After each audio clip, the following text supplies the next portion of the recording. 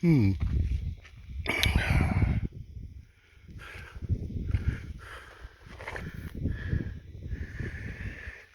Okay. More just to protect it from the rain than anything else. But they really went crazy with the white paint they put on last to sell it. Because before that it was green and it was like a Service Pro vehicle. So I got it under there. This fender has to come off. And then I'm gonna have to weld a new strip and put a bunch of holes in it because there's nothing for the fender to hold on to.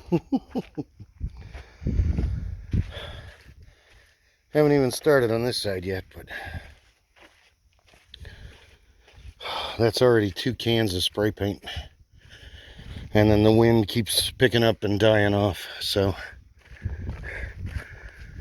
not great, but happy with it nonetheless. Sometimes progress is slow. Sometimes it's fast.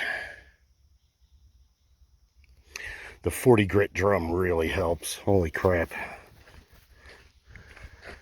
Okay, I'll keep on it.